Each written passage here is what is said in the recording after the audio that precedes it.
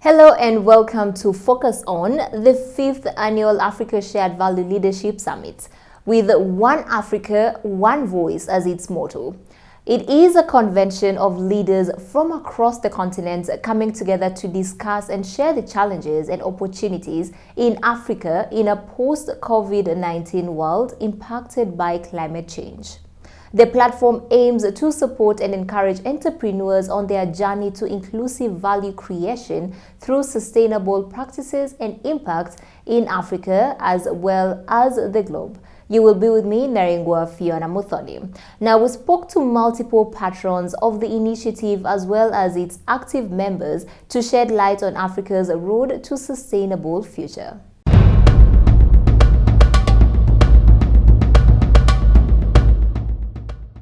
Old Mutual, a leader in the insurance and finance sector, celebrated as a responsible and purpose-driven organization, it is calling for a greater inclusivity and more equitable Africa.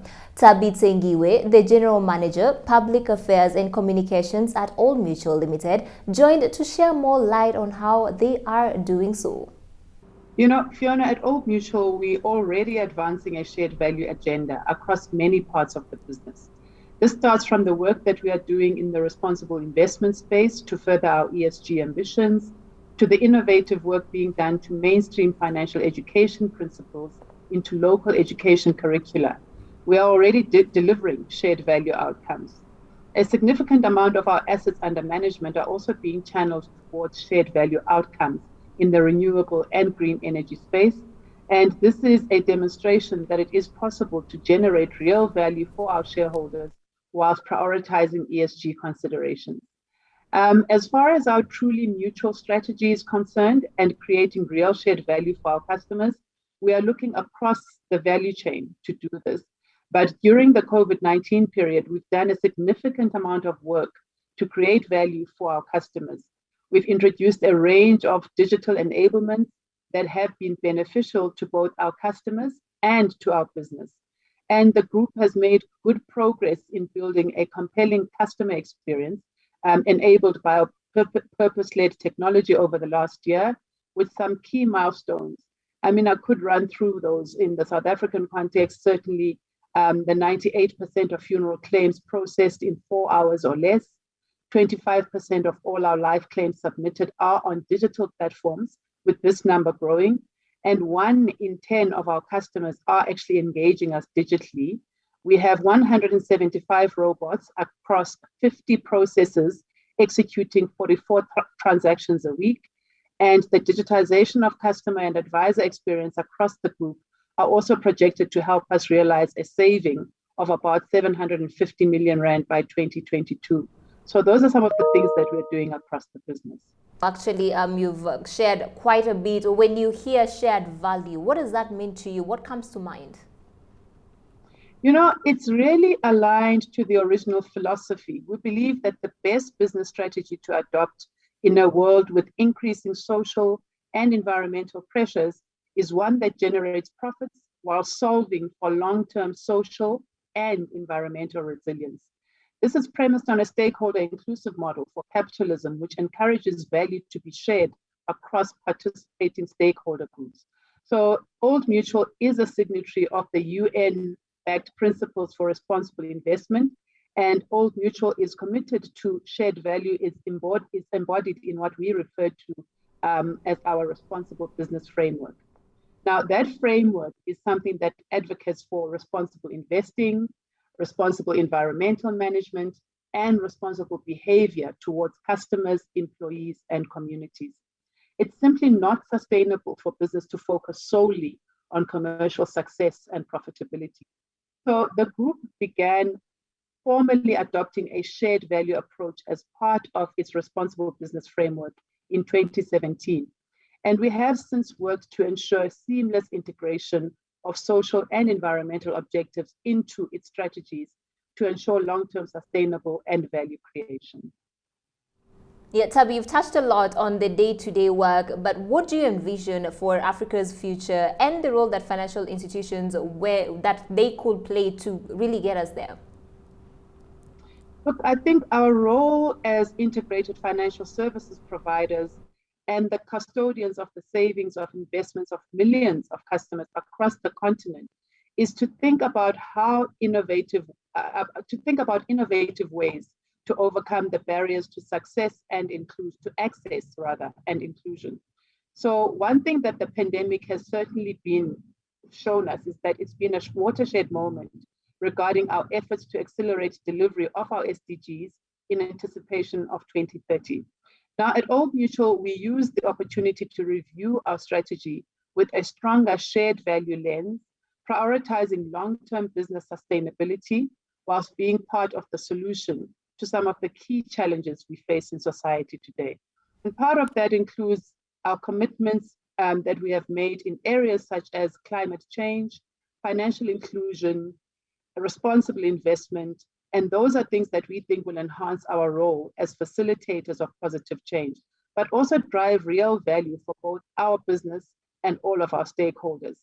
Just to note, the commitments, I truly believe that I was saying with commitments, I truly believe that while we strive to stretch ourselves to deliver more, we need to also be realistic about what can be achieved in the short, medium, and long term.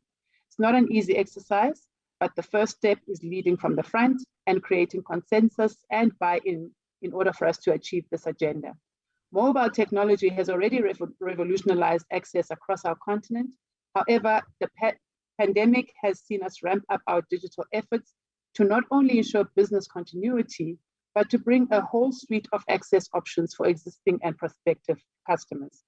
Similarly, finding innovative ways to deliver principles of financial education right from the school level and through to our various customer segments is actually in our interest and creates a pipeline that will keep our business sustainable into the future.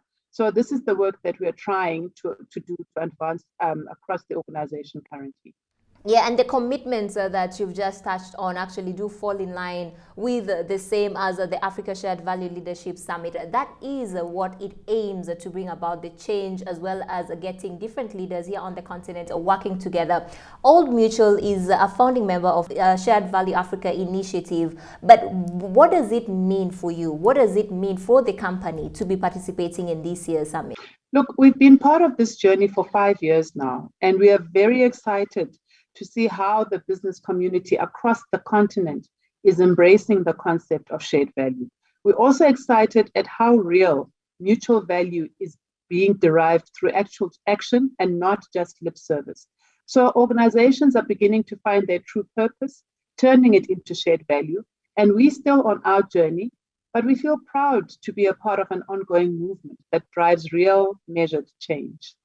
Sustainability will not develop without continuous innovation, and for NL, innovation is meaningless unless it is oriented towards sustainability. NL is providing services to more people in more countries, powering local economies and expanding energy access. On how they are doing it, here is Lizeka Lepu, Head of Sustainability at NL. Let me first talk about how our purpose is articulated. It is open power for a brighter future.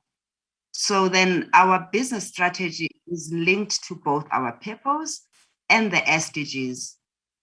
We have made clear commitments and report on them on an annual basis. And senior management is held accountable for their contribution to this, to our company purpose. For instance, in the next coming 5 years, we have committed I'll speak to 3 SDGs. So we are focusing on 3 SDGs. The first one is the SDG 4 that speaks to education. And the other one is SDG 7 that speaks to clean energy. And the last one is SDG 8 that speaks to decent work and economic growth. So how that is linked to the everyday work we do, every time we have a plan for projects to implement, we ensure that we harmonize these SDGs into project implementation. For instance, in South Africa, we've got a great focus on education. We've rolled out across the country a lot of projects that speaks to education.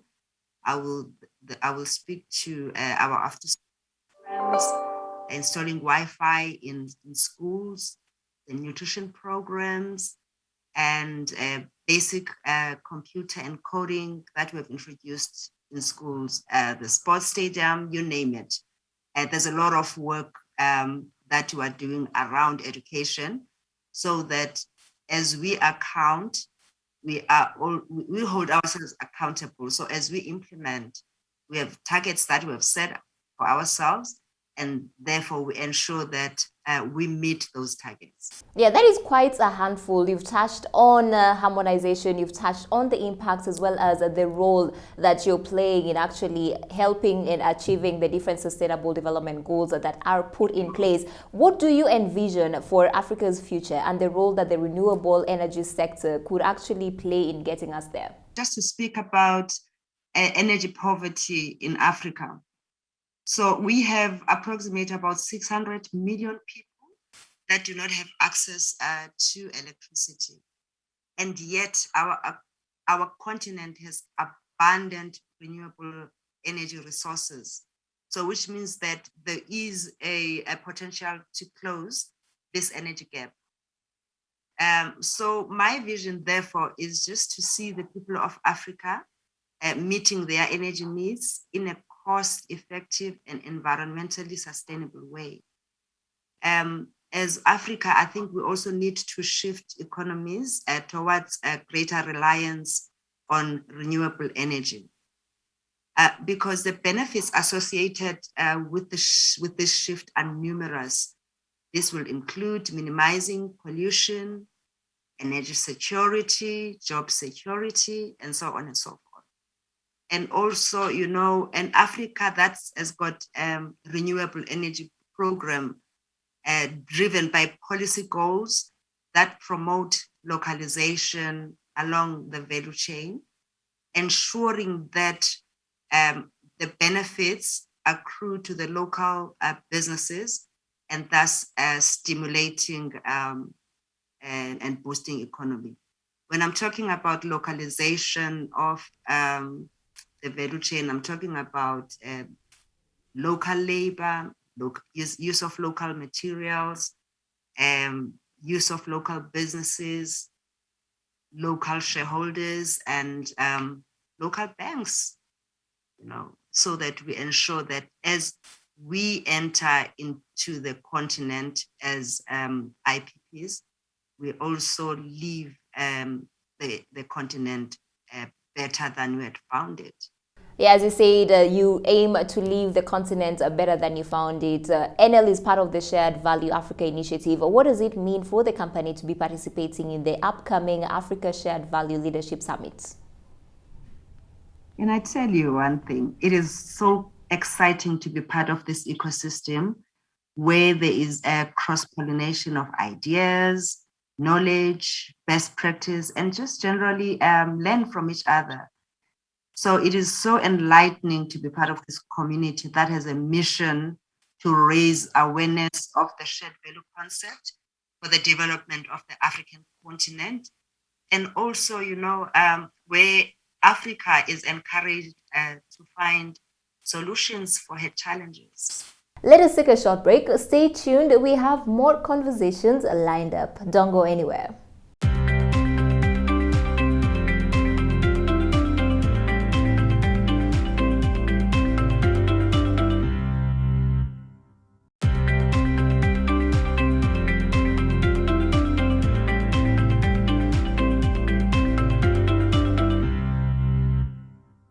Welcome back.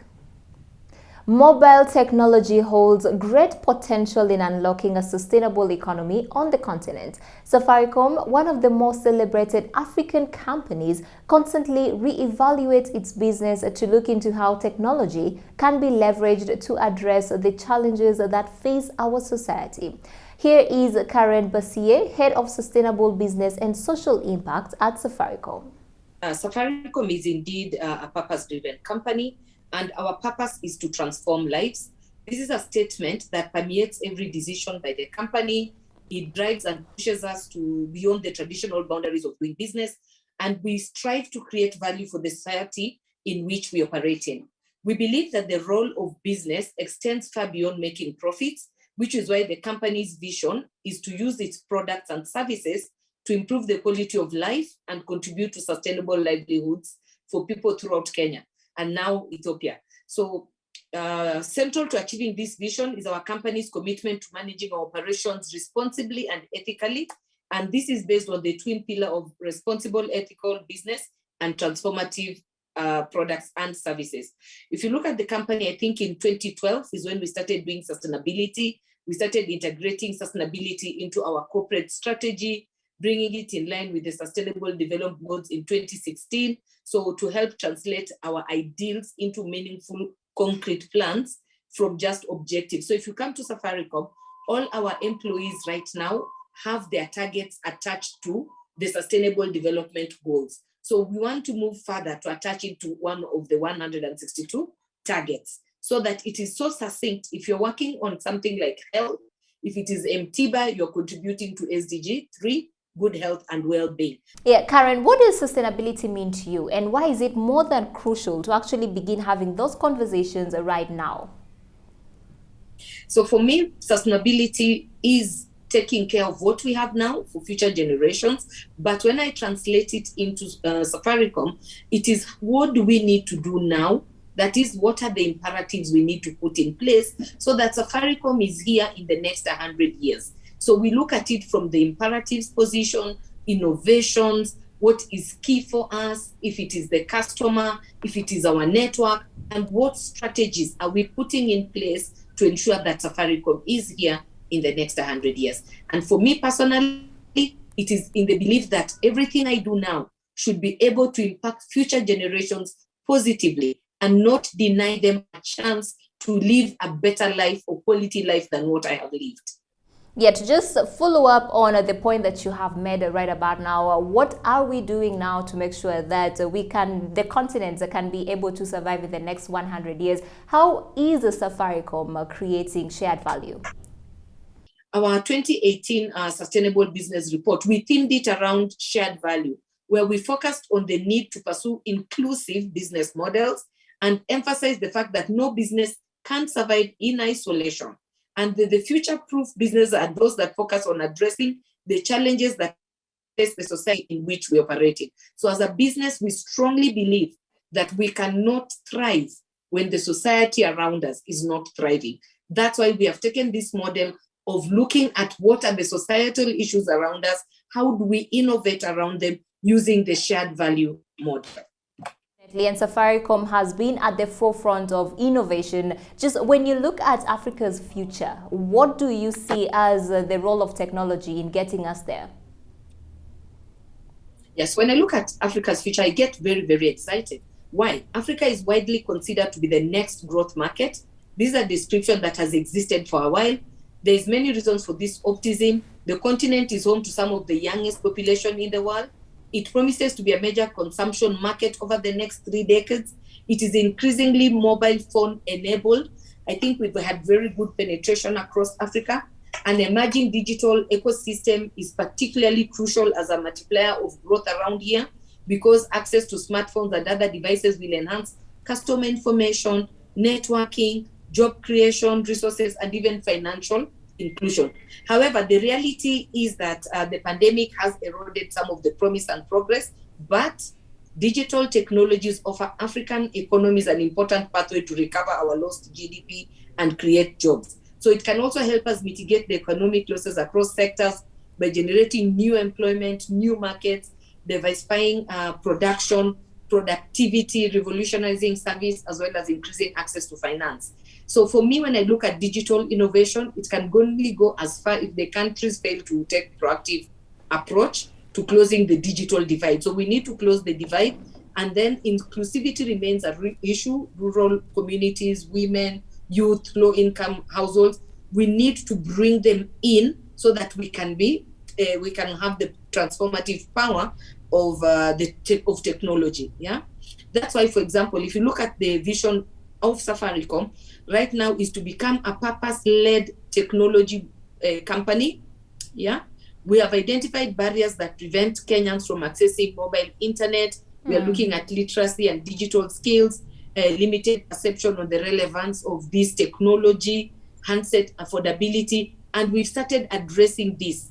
So for me, when I look at Kenya, if I just pick Kenya because that's where we are, 4G enabled smartphones penetration is at 20%. So if we want to go to a digital future, we need to push this up and scale it. So crucially, we cannot harness the power of technology alone, of this technology alone. So no one can.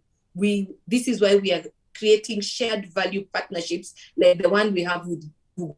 So looking at the continent across and projecting this, it means as a continent, we need to come and say, this is the future we want. And I like the Africa document. I think it's Africa 2060 or 2062 document, where we know this is where we want. Then who are the people and the partners and the technology that will drive us to that level?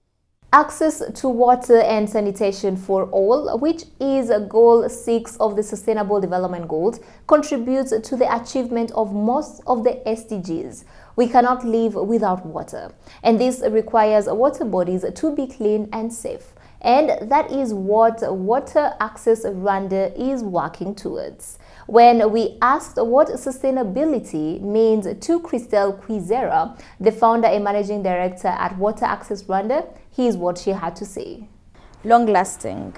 It's sustainability for me is like an eternally running engine. There is something that feeds it, and through feeding the engine, then the engine is able to produce its source. So it's about creating something long-lasting and eternal almost. First of all, it was noticing how big the problem was and becoming exposed to the failed intervention in the water sector. So there was so much intervention, so much philanthropic work, so much public investment, but that was not translating to an increase in access because some solutions that were being proposed were not sustainable.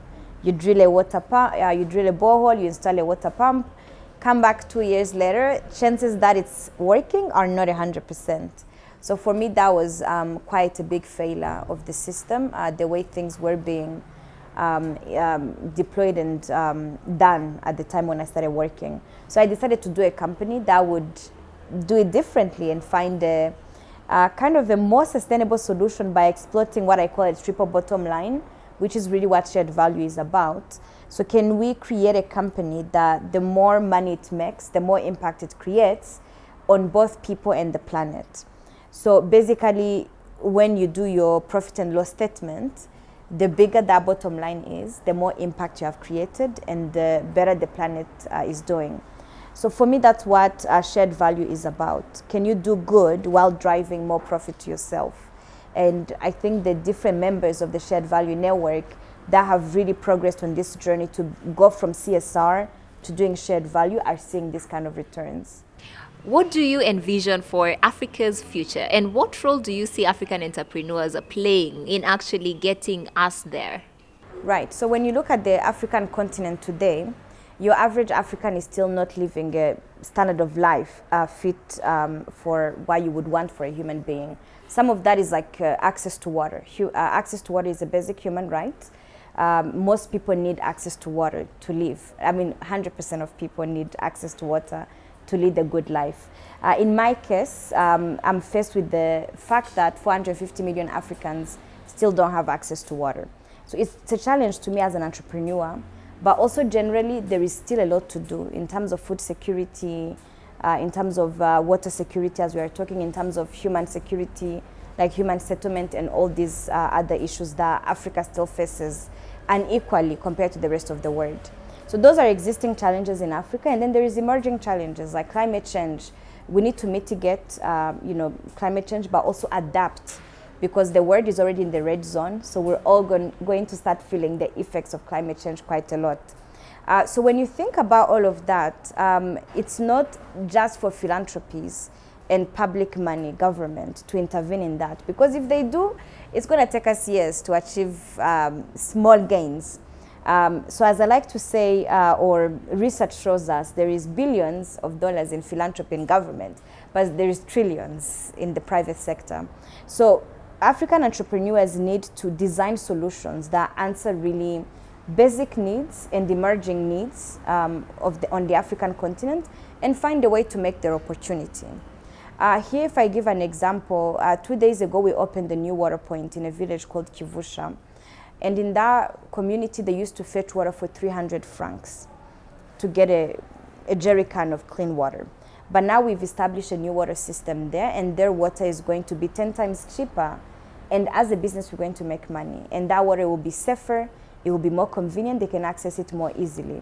So I believe there's many solutions out there that African entrepreneurs can exploit or innovate around that would make them money, improve the standard of life for your average Africans, and help the continent adapt and mitigate climate change. You have been part of the Africa Shared Value community for a while now. You are even a board member. So what does it mean for you to be participating yet again in the Africa Shared Value Leadership Summit? Yeah, Shared Value Africa Initiative has seen a lot of growth over the past 3 years. So the membership has grown.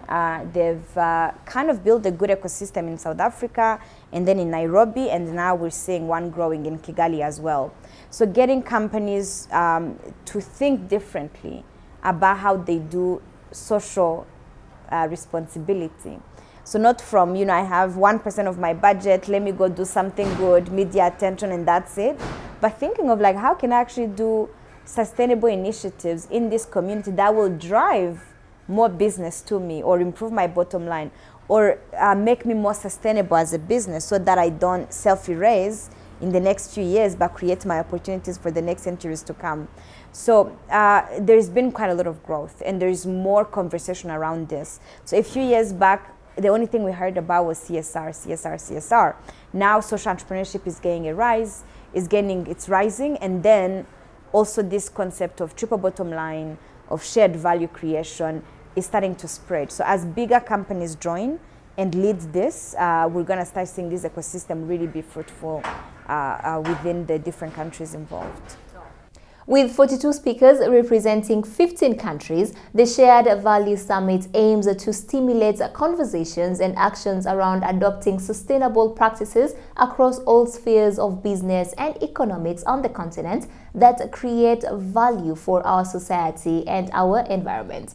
You're with me, Narengwa Fiona Mothoni. To learn more, follow at SVAI Africa, or you can share your comments and questions using the hashtag ASVLS2021 on Twitter. Thank you so much for tuning in.